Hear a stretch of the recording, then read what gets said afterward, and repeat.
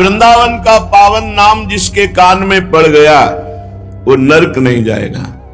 और जिसने वृंदावन के ठाकुर को लुभायमान दृष्टि से देखा, ओ बांके बिहारी, राधा वल्लभ लाल, राधा, ओ मेरे जीवन धन, एक बार प्यार से प्रभु की तरफ देखा, दृष्टम किंचित तद अपहृतम दृग स्पृष्टम श्यांग कर्षि। एक बार दृष्टि से बिहारी जी को देखा, एक बार वृंदावन का अन्न फल पाया, एक बार वृंदावन का जल पिया, एक बार वृंदावन के स्पृष्टम श्यांग कर्षि, किसी महापुरुष, किसी ब्रजवासी का स्पर्श प्राप्त कर लिया तो स्तोतुम शक्ता का इबततान भाग्य पुंजैक मौलिन, बड़े बड़े महान भाग्यशाली उसकी स्तुति करते हैं जो ऐसा लाभ प्राप्त कर लेता है। बड़े बड़े देवता उसको नमस्कार करते हैं जिसको ये लाभ प्राप्त होता है। अब आप विचार करो, आप वृंदावन वासी जो अखंड वास कर रहे हैं, उनके सौभाग्य का कौन वर्णन करे। अगर इस पर भी आपको प्रियालाल की कृपा नहीं दिखाई देती तो केवल बुद्धि भ्रष्ट है और कोई बात नहीं। बुद्धि अपने स्थान से गिर चुकी है, इसलिए आपको कृपा का अनुभव नहीं होता। नहीं, प्रतिपल कृपा ही कृपा हमारे ऊपर बरस रही है। ऐ मूढ़, अभी सावधान हो जाने तो मृत्यु तेरा सर्वनाश कर देगी, तेरे पास कुछ नहीं रहेगा। कुछ कमा ले, यहां कमाने आया है, अपनी श्वासें गंवाने नहीं आया। अरे मूढ़ा, प्रापेंद्रिय मविकलम किम्नु निगमैर निगूढ़ाम, तू इंद्रियों को प्राप्त करके भोगों के लिए विकल हो रहा, जो तेरा पतन है। तू अपनी इंद्रियों को संयम में ला और भगवत आराधना में लग। वेदों में भी जो गुप्त है रसो वैशाह, वो रस यहां प्रकट खेल रहा है ब्रजभूमि वृंदावन में। इसलिए तू अपने चरणों से यात्रा कर ब्रजभूमि की, और गिरिराज जी की परिक्रमा लगा, बरसाने की परिक्रमा लगा, वृंदावन की परिक्रमा लगा। पादो यात्रा व्यग्रव कुरुत वदनम नाम भीरतम, और यहां आकर के निरंतर नाम जप कर, कोई भी किसी की निंदा दोष दर्शन अपराध मत कर। कथा पीयूषाब्धो श्रुतमपि, कानों से खूब भगवत चर्चा सुन। मनोध्यान निरतम, मन को ध्यान में लगाओ। जो प्रगट में प्रभु के श्री अर्चा विग्रह अवतार विराजमान है, इनका ध्यान करो। जैसे हरिवंश महाप्रभु आदेश करते हैं, श्री राधा वल्लभ लाल को हृदय ध्यान मुख नाम, हृदय में उनका रूप और मुख में नाम।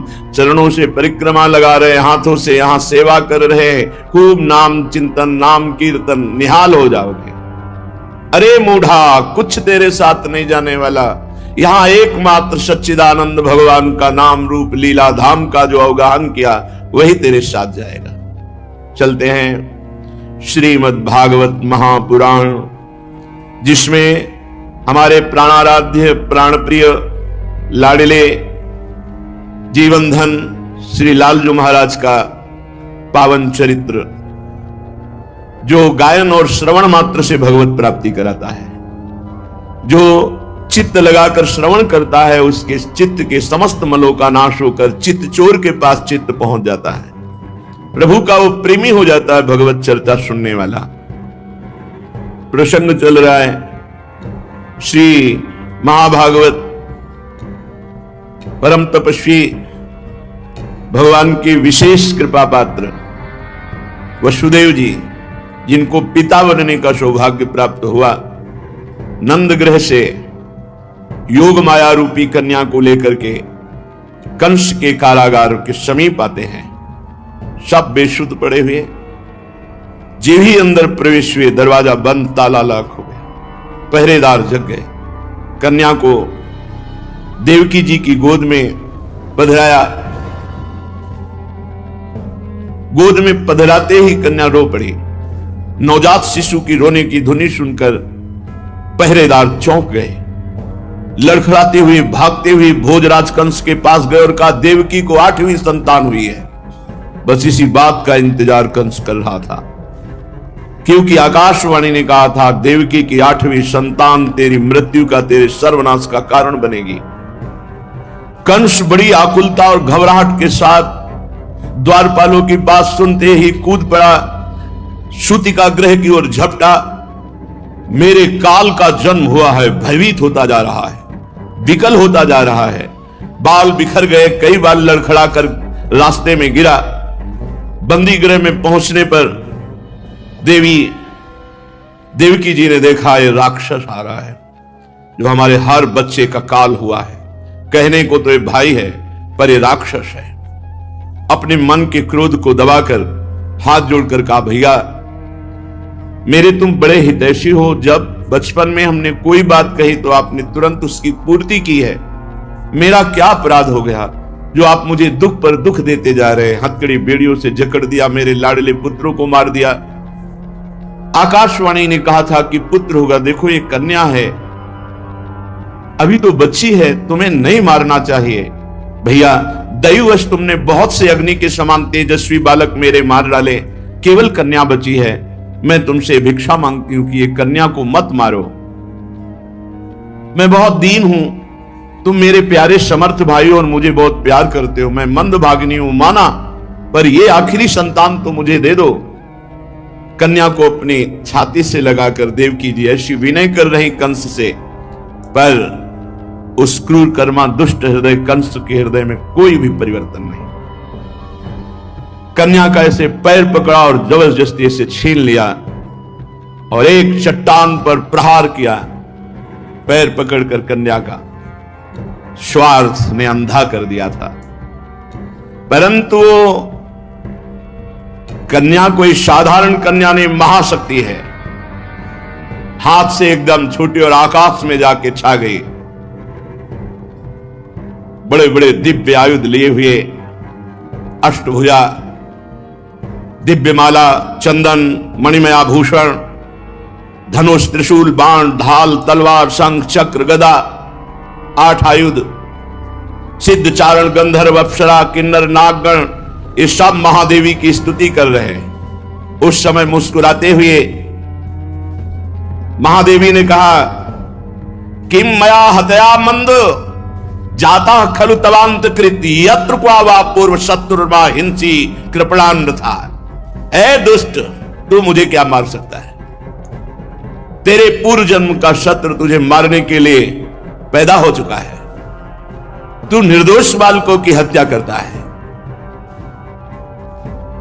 और एक क्षण में देवी अंतर ध्यान हो गई।